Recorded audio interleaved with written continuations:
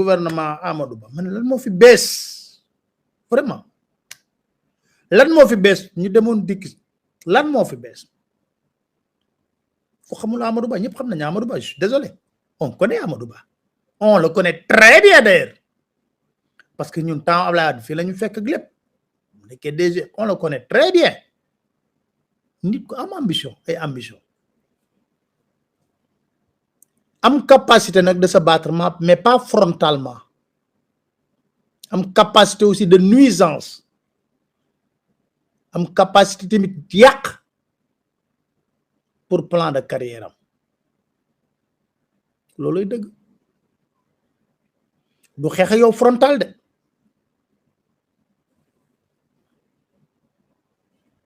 il est très fort dans ça am na ay groupe am nag ak ses hommes poste bi mu nekk nii nag xam nga rek circonstance Mimi dem na effectivement li mu wax dëgg la jour bi muy ñëw foofu palais la doog a yëg na moom mooy premier ministre mooy choix bi choix bu mënul ñàkk ndax bañ créé woon front ci biir APR bon xam nga loolu bu ma ci wax prononcé ma ne ko du ma ci bëgg a sori parce que seen mbiri bopp la tey na nag fauteuil bi mu doon gën a lorñe dans sa carrière politique la toog muy primature à l'épreuve on jugera waaye rek li ma ci jaaxal te jaaxal Sénégalais yëpp ñu ne gouvernement de combat ma xam ne réew mi fu mu toll ci ay jafe-jafe benn combat moo fi war a am c'est la prise en charge véritablement des problèmes des Sénégalais te yàlla xam na ne bëri na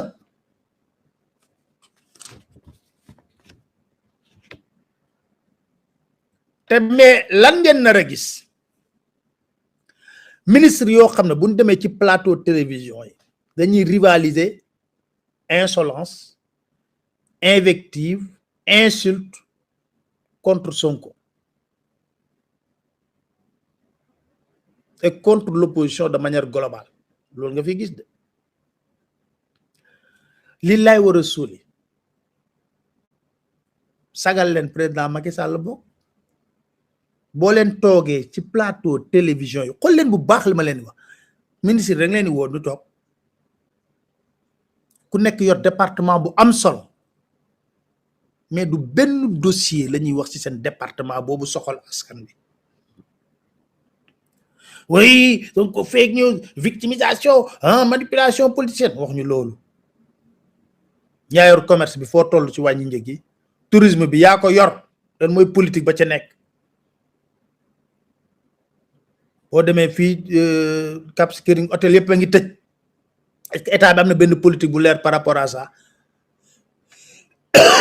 noo ko fas yéene doxalee déedéet loolu yëpp duñ ci wax dara toog saaga xaste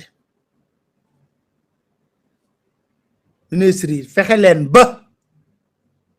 li ñuy wax na Macky Sall def na ko en terme de réalisation seen département yi ngeen fesal ko ay soxlawul leen pour ay dàggasante ay xaste yooyu parce que loolu wax naa leen amul njariñ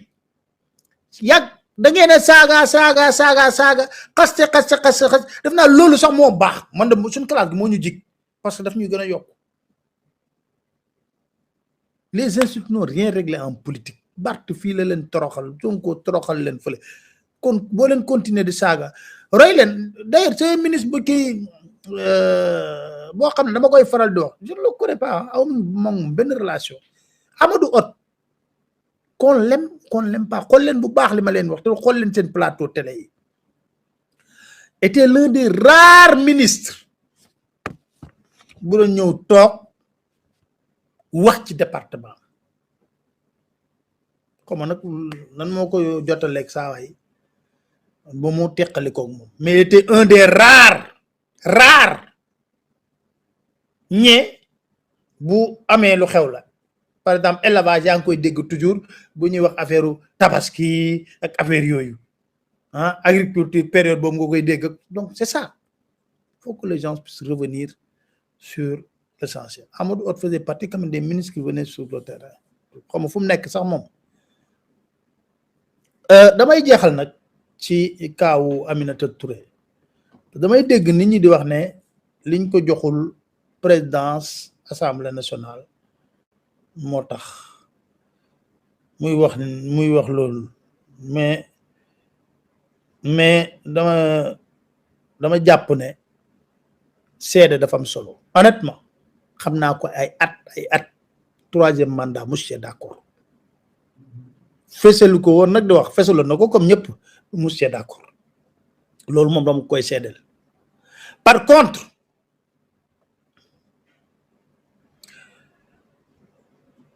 ci affaire assemblée nationale question bi may poser ak configuration bi am nii ci assemblée nationale est-ce que Mimi Touré mën na ko diriger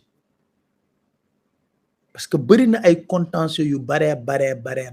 ñu ne dañ ko digoon dana waaw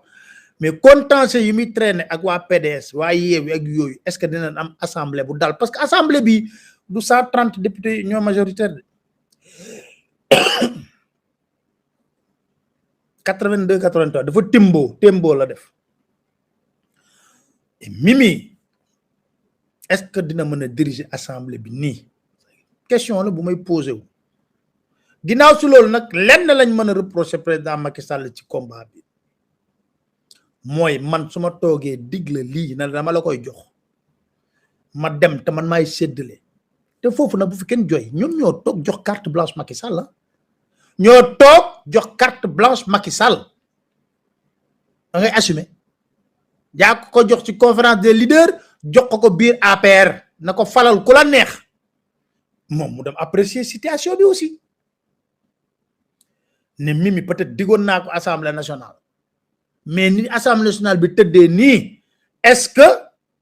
dina ko mën a gérer comme il faut ndax ay contentieux dafa bëri ak acteurs yu nekk biir assemblée nationale mais loolu bu ko defee ba pare prise de conscience boobu dafa waroon a woo Mimi 24 heures à l'avance sax ne ko kaay nag ñu waxtaan politiquement parlant mais doo bàyyi ba jour bi ñuy fal nga woo nit ki à 16 minutes na ko changer na décision non donc ko waroon woo 24 heures avant toog ak moom du ma yabal ci kenn toog nga toog mën na leen li ma la digoon de dafa am benn nouvelle donne politique bu ci am boo xam ne bëggoo ko woon bëgguma ko woon parce que on espérait être majoritaire à 130 députés kantaan nag jël mandat am loolu moom xam nga vrai ay Ismaïla Madior Fall la catastrophe quoi ay démission de fait ak yooyu bàyyi leen mi meeg mandaam le combat c'est à l'Assemblée nationale bàyyi leen Mimi ak mandaam mu dawal nekk non inscrit lu ngeen xeex ci biir assemblée ngeen xeex ko ne mu doon créer beneen problème politique boo xam ne jar ko réew man daal vraiment c'est décourageant donc gars yi pour troisième mandat bi rek da xam naa daf ñu ci bon Mimi yàgg na koo xeex mais yokk naa générique bi nag bi pa moom bu baax mandat bi yóbbu ko juróom-ñaar indi ko juróomi at te kenn dootu ko laal mi ngi ci biir